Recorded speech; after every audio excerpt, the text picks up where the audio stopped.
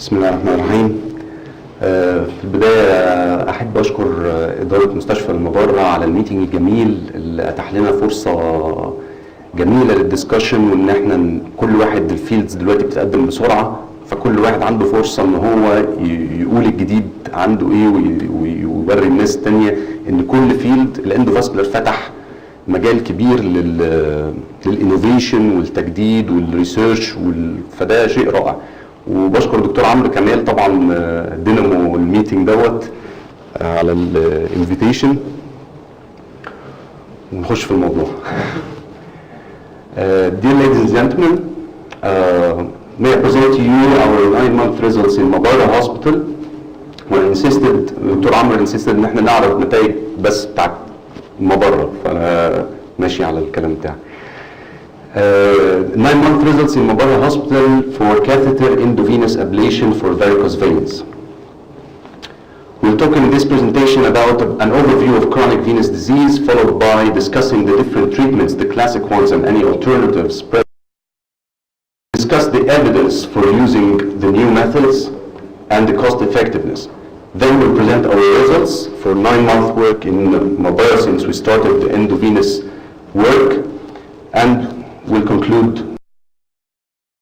at the end.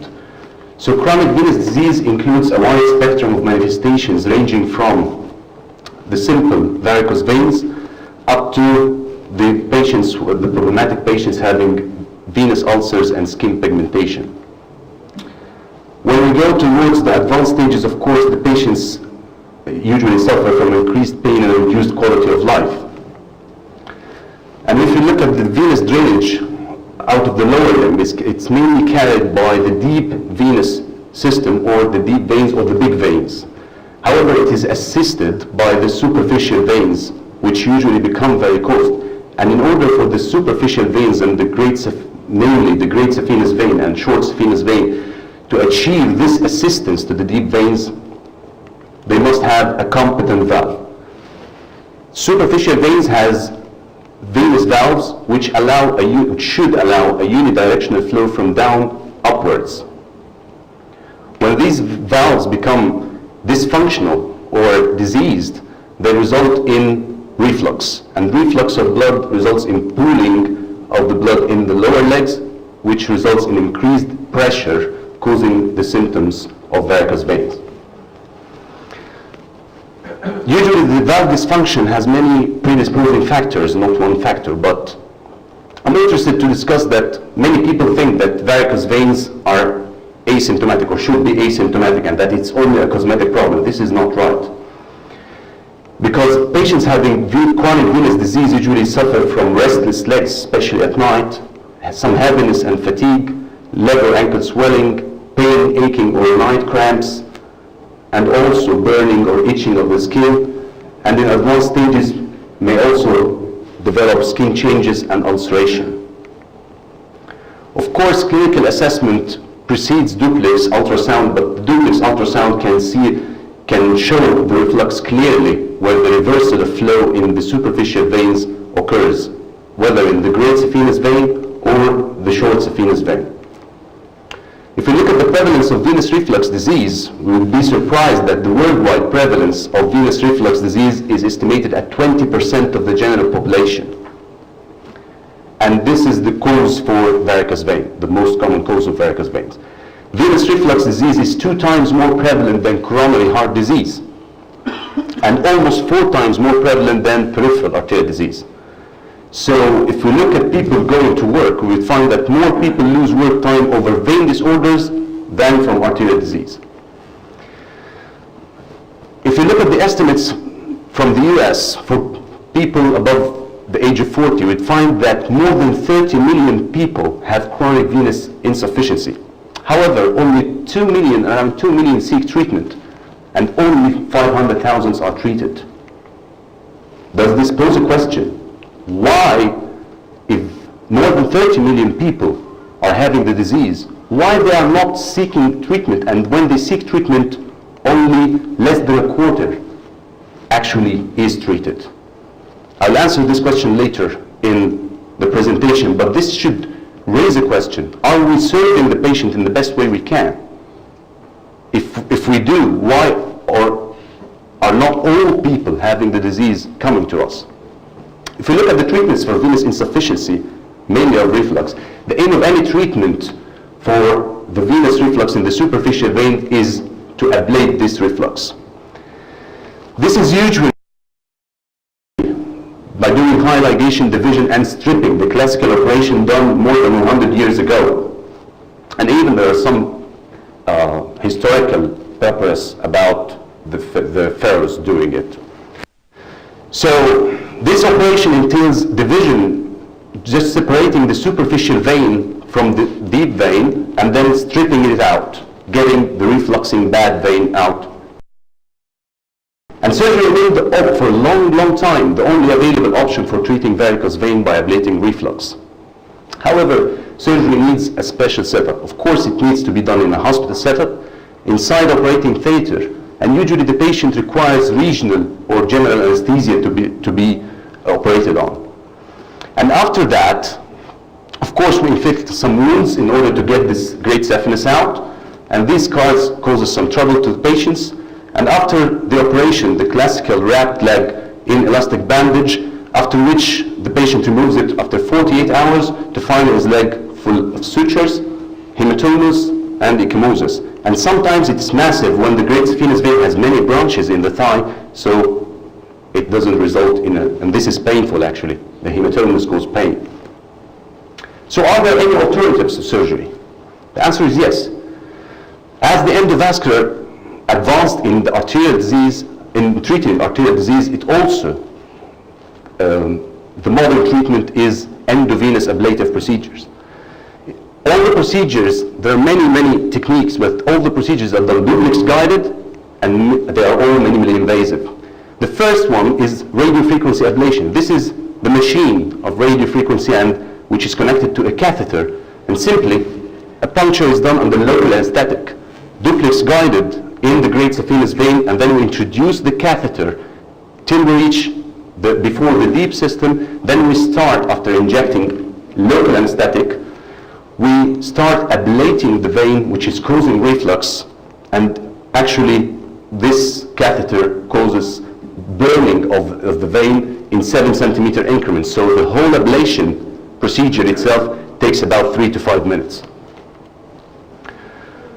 Laser is another modality used with the same concept and the same technique. Both ways, radiofrequency and laser, are called endothermal ablation of the veins, and they are both done under local tumescent anesthesia. And of course, anesthesia is injected in order to achieve analgesia, but not only that, it's used for skin protection from any thermal injury to the skin, as well as soft tissue, and more importantly, it induces spasm in the vein so that you can achieve a successful ablation of the vein. Another modality, which is ultrasound-guided foam sclerotherapy, where we put a sclerosant into a syringe and then mix it with air or oxygen or carbon dioxide in order to get the milky emulsion that is injected into the vein, causing endothelial damage and then endofibrosis. So if we compare surgery to endothermal techniques, surgery is invasive, typically done under general spinal anesthesia in OR, and requires inpatient and usually results in pain, hematomas, and scars, and the patient cannot recover his daily activities, except may take up to 4 weeks. In comparison to endothermal ablation, which is minimally invasive, I think minimally invasive techniques, if they work, are better. So what about efficacy? Is endovenous better than stripping? In order to answer this question, we look at the evidence, the literature evidence. In the literature, you'd find that 6 randomized controlled trials compared radiofrequency to surgery, and resulted that radiofrequency is comparable, effective, and safe in comparison to surgery, with the advantage of less post-operative pain and faster recovery. And if we look at laser versus surgery, we find another 6 randomized controlled trials which find laser equally effective and safe as surgery. However, in terms of pain, there was not much difference, and this was due to that the early laser fibers, the Bayer laser fibers, resulted in a huge amount of pain post-operative. Foam compared to surgery is, of course, inferior if used for treating the main truncal veins, but actually it results in faster recovery, of course, compared to surgery. This is a very important clinical trial done by Lars Rasmussen from Denmark. Its importance is because it's the only randomized controlled trial that compared all modalities all together.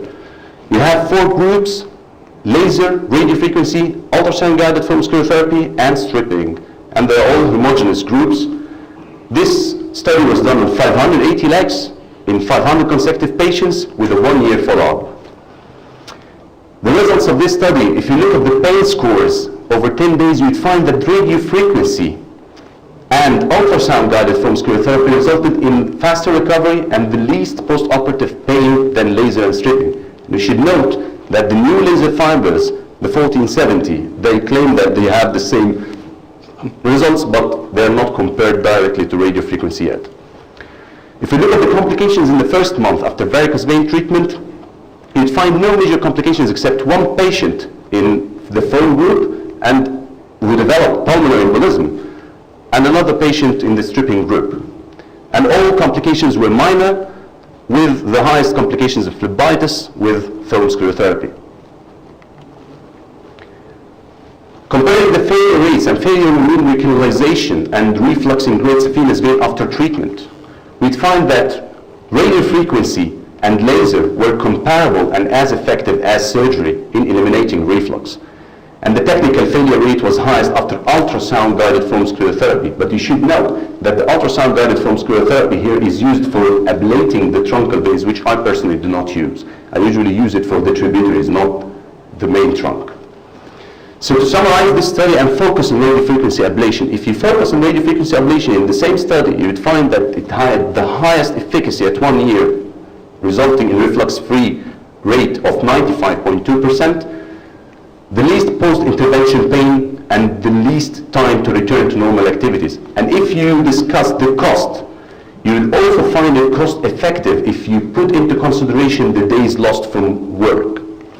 And this is a very interesting study done by Professor Alan Davis from Imperial College, discussing the cost-effectiveness of traditional versus endovenous treatments, and he concluded that day case surgery or endovenous ablation using laser or radiofrequency performed on an outpatient are likely to be cost-effective in treating reflux. This is some images of radiofrequency ablation pre and post. This is another patient pre and post. This is an ultrasound-guided foam sclerotherapy for the tributary pre and post. And this is actually the setup. This is the setup in London, UK, in Charing Cross Hospital, where I worked. This is Professor Alan Davis and Ian Franklin, and both are the great heroes of this unit, which they called LoveU, which stands for Local Anesthetic Venous Unit. They are so sentimental. And this is our team.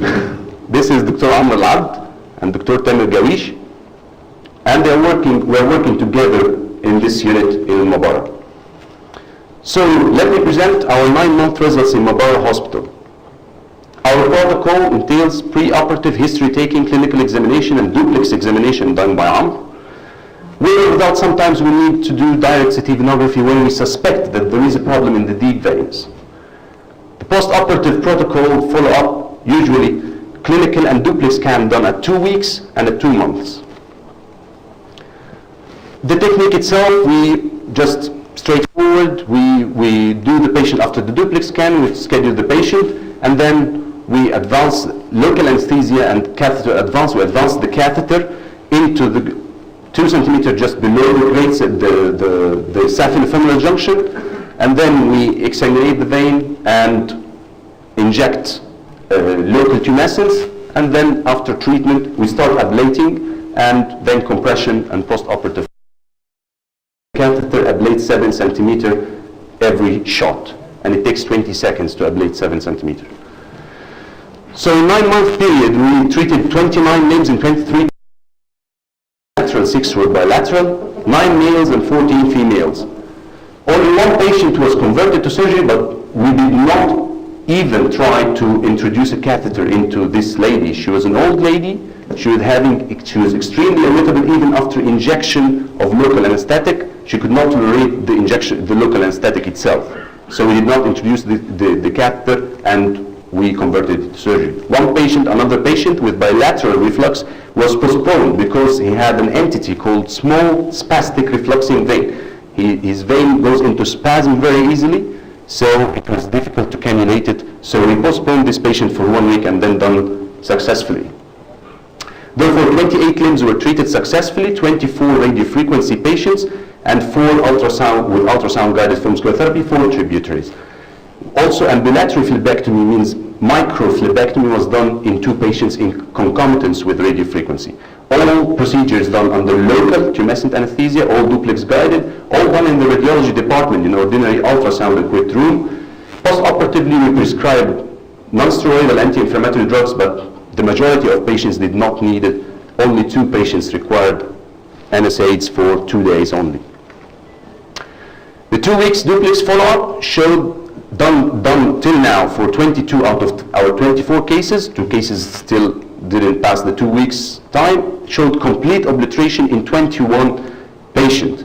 Complete obliteration we mean by the duplex that no flow could be detected inside the great saphenous vein. One patient developed segmental patency in part of the great saphenous vein. It was recanalized, which we repeated 2 months after the procedure and found that this segment occluded in 2 months' time. And one patient developed EHIT. EHIT stands for endothermal heat-induced thrombosis. Usually the endothermal energy that we introduce should induce destruction of the vein, not thrombosis. Sometimes in some patients near the saphenofemoral junction, we usually get away from the saphenofemoral junction by 2 centimeters. Sometimes some patients develop thrombus at the junction. So we followed this patient up and treated for 2 weeks with low molecular weight heparin, resolved after 2 weeks with no DVT. And this is how it looks when the great saphenous vein, a thrombus develops at the junction. 2 months duplex done for 13 till now of 24 cases, maintained complete obliteration of all treated segments was found after 2 months. So, but beware, we have very good results because not any radiofrequency machine are alike. We use only Covidian. This is the one certified, this is the one in which the clinical trials and studies are included in it, and this is the only one tested. And we use only single-use catheters. We don't reuse the catheters. What do you get from all that? That catheter endovenous ablation of varicose vein is safe, effective, with high patient satisfaction. And putting into consideration the comparison to surgery, that it's minimally invasive, requiring no spinal or general anesthesia, no renal hematomas, no scars, no inpatient, and early return to work, I think we should add it's also superior to surgery. So is it time to shift to endovenous when it comes to venous management? If you look at the trend in the USA in the management of varicose vein, if you look at 2002, 93% of the procedures were done surgically, in comparison to only 7% done by radiofrequency and laser. And if you look at 2008, we'd find that only 5% were done surgically, in comparison to 95% done by endovenous. There is another interesting thing, is that if you look at the numbers treated of the total procedures in 2002, you would find that it 164,000, which jumped to 500,000 by 2008. So I think if you better serve the patient well, you will get more patients. And this is a graph showing the same results of the table. Surgery is declining and radiofrequency and laser are going up.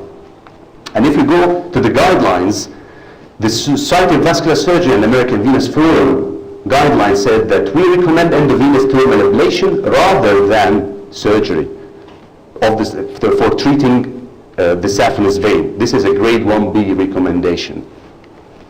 And if you look at the NICE guidelines draft, we would find that they say we offer interventional treatment to people with first endothermal ablation, second ultrasound guided full, and third surgery, if not available other techniques. So I think, yes, it is time to shift before we drift.